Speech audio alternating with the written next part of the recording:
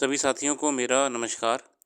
स्वागत है आप सबका आज 10 अक्टूबर के जनसत्ता विश्लेषण में। आइए शुरू करते हैं आज का जनसत्ता विश्लेषण बिना किसी देरी के। प्रथम पृष्ठ पे आज कई खबरों में बीच एक खबर, रतन टाटा मशहूर इंडस्ट्रियलिस्ट बिजनेसमैन नहीं रहे। कारोबार और सामाजिक सरोकार में समान रूप से मिसाल कायम करने वाले शीर्ष उद्योगपति एवं टाटा संघ के पूर्व चेयरमैन रतन टाटा का बुधवार को देर रात 86 साल की उम्र में निधन हो गया। मुंबई के ब्रीच कैंडी हॉस्पिटल में उन्होंने आखिरी सांस ली। बढ़ती उम्र से जुड़ी तकलीफों के चलते उन्हें अस्पताल में भर्ती कराया गया था। रतन टाटा ने मार्च 1951 से दिसंबर 12 तक टाटा समूह की अगुवाई की। टाटा समूह को नई ऊंचाइयों पर पहुंचाया। रतन टाटा को उनके सामाजिक कार्यों के लिए भी जाना जाता था। वह टाटा ट्रस्ट के चेयरमैन थे जो शिक्षा, स्वास्थ्य एवं गरीबी उन्मूलन जैसे क्षेत्रों में काम करता है। बहुत ही बड़ा नाम रहे हैं उद्योग जगत का और नम आँखों से पूरे देश ने उनको विदा करा। आज संपादकीय में शुरू करते हैं कल्पमेधा से। कोई वस्तु अच्छी या बुरी नहीं है, अच्छाई और बुराई का आधार हमारे विचार ही हैं, शेक्सपियर साहब कहते हैं। प्रथम संपादकीय है सांस्कृतिक संपदा का काला बाजार और यह लेख लिखा है जयप्रकाश त्रिपाठी जी द्वारा। दुनिया भर में कला और प्राचीन वस्तुओं की कालाबाजारी अरबों डॉलर का धंधा है। इस बाजार ने चोरी की प्राचीन वस्तुओं के अवैध व्यापार को भी बढ़ावा दिया है। इसका संगठित अपराध गिरोह से गहरा संबंध है। सांस्कृतिक विरासत में वह स्मारक जहाज़ों के अवशेष और कलाकृतियों भी शामिल हैं जो कम से कम 100 वर्ष से पानी के नीचे पड़ी हैं। देखिए, एंटीक आइटम्स का ब्लैक मार्केटिंग बहुत होता है। सांस्कृतिक संपदा का अवैध व्यापार रोकने और चोरी की प्राचीन वस्तुएं उनके मूल देशों को लौटाने की सुविधा प्रदान करने के उद्देश्य से विगत 26 जुलाई को विश्व धरोहर संपत्ति समिति के 46वें सत्र के दौरान भारत और अमेरिका ने नई दिल्ली में पहली बार सांस्कृतिक संपदा समझौता पत्र पर हस्ताक्षर किया। सांस्कृतिक संपदा समझौता पत्र पर, जो 1970 के यूनेस्को समझौते के अनुरूप है। 70 के दशक से पहले भारत से बड़ी संख्या में प्राचीन वस्तुओं की तस्करी की गई थी, जो अब भी दुनिया भर में विभिन्न संग्रहालयों, संस्थानों और निजी संग्रहों में पड़ी है। असल में साथियों, भारत से बहुत सामान या तो चोरी करके या ज़बरदस्ती ले जाकर विदेशी म्यूजियमों में रख दिया गया है। कुछ तो ब्लैक मार्केट से चोरी कर के ब्लैक मार्केट के माध्यम से विदेशों में पहुंचाया गया है। अब भारत परेशान है। भारत ने इसको लेके कई अंतर्राष्ट्रीय समझौतों पर जोर दिया है और दिल्ली में हाल ही में यूएस के साथ ये समझौता करा है कि भारत को उनका वापस से अधिकार दिलाया जाए। 1976 में अब तक 358 पुरावशेषों को वापस लाया जा चुका है। सांस्कृतिक संपत्ति समझौता G20 संस्कृति कार्य समूह की बैठक के दौरान आयोजित वर्ष भर की द्विपक्षीय चर्चाओं और वार्ताओं का परिणाम है। सांस्कृतिक संपत्तियों का प्रत्यावर्तन नैतिक अन्यावर्ती के साथ सांस्कृतिक कूटनीति और सतत विकास में एक व्यवहारिक निवेश भी है। देखिए, ये तो है ही, कल्चरल हेरिटेज है हमारे देश की, उसे हमें अपने पास रखना ही पड़ेगा।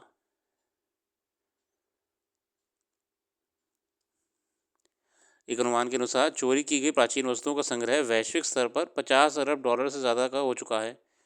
यह अवैध काला व्यापार पूरे उद्योग का लगभग 5% है। यह एक बड़ी समस्या के रूप में पूरे कला जगत को परेशान कर रहा है। इस सब से निपटने के लिए इंटरपोल ने ID8 नाम से एक ऐप शुरू किया है। ID8 नाम से, जो पुरावशेषों की पहचान करने में मदद कर सकता है। क्योंकि ये पूरी विश्व मानवता के खिलाफ अपराध है, इसलिए यूनेस्को और इंटरपोल चोरी की गई सांस्कृतिक संपत्तियों के बारे में कला संग्राहकों के साथ आम लोगों को भी जागरूक करता है। तो ID8 नाम की एप्लीकेशन इंटरपोल के द्वारा बनाई गई है, जो कि ऐसी एंटीक चीज़ों की पहचान करने में सहायता करती है और जागरूकता बढ़ाने में भी करती है। आगे बढ़ते सीखते हैं। यूनेस्को और इंटरपोल के सूत्र दावा करते हैं कि पूरी दुनिया में कोरोना महामारी के दौरान बंदी में ऐसे प्राचीन वस्तुओं का काला बाजार पहले से ज़्यादा सक्रिय हो उठा था, जिसने सिर्फ 2 वर्ष में ही $10 अरब की कमाई कर ली थी। अक्सर पैसा उन लोगों तक नहीं पहुंच पा रहा है जिनकी आजीविका सांस्कृतिक खजाने की खोजों पर निर्भर होती है, लेकिन बाजार तस्करी के मामले से पटे रहते हैं। ऐसे चुनौतीपूर्ण हालात में अब नए विरासत स्थलों और कलाकृतियों की खोज से उनकी प्रामाणिकता का पता लगाना कठिन होता जा रहा है। बीते 3 दशकों में वैसे बाजार के कुछ हिस्सों में बहुत बड़ा बदलाव देखने को मिला है। प्राचीन वस्तुओं की तस्करी आसान हो चुकी है। देखिए, ओवरऑल ये विश्व की विभिन्न संस्थानें मिलके, देश मिलके इसे कंट्रोल करने का पूरा सक्षम प्रयास कर रहे हैं, जो कि बहुत सही बात है। एक हमें ये पता लगा कि कोरोना काल में तो और तस्करी बढ़ गई थी। विश्व के 72 देशों से उपलब्ध कराए गए आंकड़ों में पाया गया है कि अपराध बेरोक-टोक बढ़ रहा है। कोरोना काल में वैश्विक स्तर पर 8,54,742 सांस्कृतिक वस्तुएं जब्त की गई थी। ये कोरोना काल में था। जिसमें पेंटिंग्स, अवार्ड्स, मूर्तियाँ और कई अन्य सामग्री मौजूद हैं। इनमें से आधे से अधिक 5,67,465 वस्तुएं यूरोप में जब्त हुई। ऐसी चोरी और तस्करी में कई बड़े अपराध घटित हुए। आईजी-8 पहले से ही सांस्कृतिक संपत्ति अपराध जांच में कानून प्रवर्तन की मदद कर रहा है। लंदन में एक मुद्रा विशेषज्ञ से मिली सूचना के बाद से स्पेनिश राष्ट्रीय पुलिस ने रोमन साम्राज्य के सोने के 3 सिक्के बरामद किए। 2 व्यक्तियों को तब तक गिरफ्तार किया गया जब एक दशक पहले स्विट्जरलैंड से चुराए गए सिक्कों से एक को बेचने की कोशिश कर रहे थे। आईडी-8 का उपयोग करके जांचकर्ता सिक्कों की पहचान करने में सक्षम थे, जिनकी कीमत काले बाजार में करीब 2 लाख यूरो थी। तो साथियों, तकनीक के माध्यम से और सभी देशों की सुरक्षा एजेंसियों के बीच बेहतर समन्वय से ये काला बाजार समाप्त करा जा सकता है। और इसी की तरफ बढ़ते हुए भारत ने अमेरिका के साथ ये समझौता करा, जिससे हम एंटीक्स को प्रिजर्व कर पाएँ अपने ही देश में।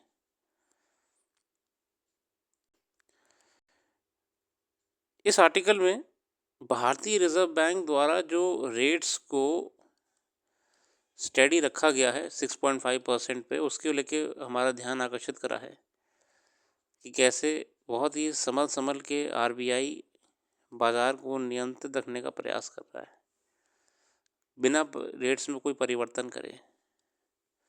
रिजर्व बैंक का मानना है कि अगर महंगाई को 4% से नीचे लाकर स्थिर करने में कामयाबी मिल जाती है तो विकास दर दहाइया के आंकड़े को छू सकती है। हालांकि दुनिया में जिस तरह के हालात हैं और बहुत सारे देश मंदी की मार झेल रहे हैं, उसमें भारत की अर्थव्यवस्था ने अपने को संभाल रखा है। यहाँ मंदी के झटके इस तरह नहीं लगे जैसे कोई विकसित कहे जाने वाले देशों में देखने को मिला है। देखिए, monetary policy, repo rate, reverse repo rate क्या आरबीआई रखता है, अभी ये बहुत जल्दी पता लग जाएगा। करीब 2 वर्ष पहले जब खुदरा महंगाई बढ़कर 7% के आसपास पहुंच गई थी, तब रिजर्व बैंक ने रेपो दर बढ़ानी शुरू कर दी थी। थोड़े थोड़े समय के बाद 6 बार रेपो दर में बढ़ोतरी की गई और वह 2.5% तक बढ़ गए। इससे आंकड़ों में महंगाई पर अंकुश तो लगता दिखा, पर लोगों पर किस्तों का बोझ भी बढ़ गया। लंबे समय से अपेक्षा की जा रही है कि रिजर्व बैंक रेपो दर में कुछ कटौती करेगा ताकि व्यवसायियों और नौकर पेशे लोगों को मकान, दुकान, वाहन आदि कर्ज का बोझ कुछ कम हो। मगर रिजर्व बैंक तो फूंक का कदम रख रहा है। अगला आर्टिकल, कसौटी पर सरकार जम्मू कश्मीर को लेके चुनाव में जो अभी नए नतीजे आए हैं, इसको एक छोटा सा विश्लेषण है, आप पढ़ लीजिएगा, कुछ विशेष नहीं लगा मेरे को।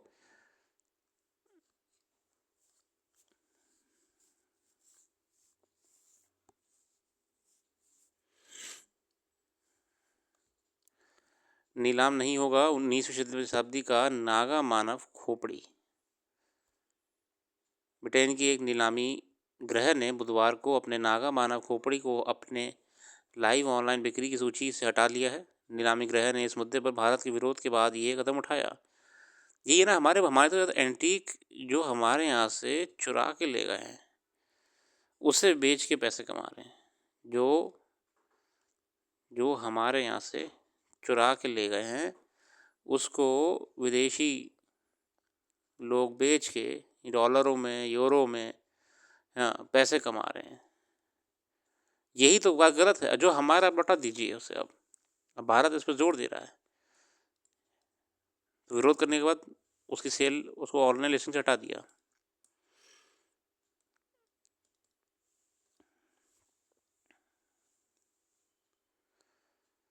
हाइड्रोजन ऊर्जा पर साथ से काम करेगा भारत और अमेरिका।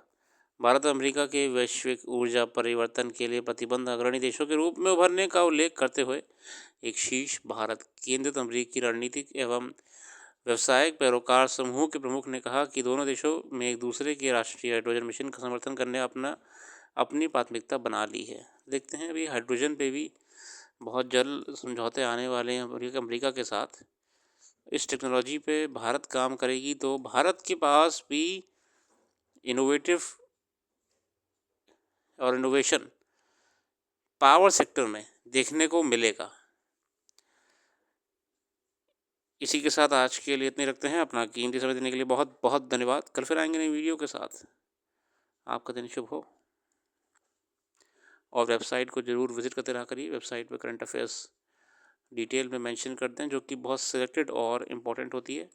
अगर आपको अच्छा लगे तो शेयर भी कर दीजिएगा। धन्यवाद।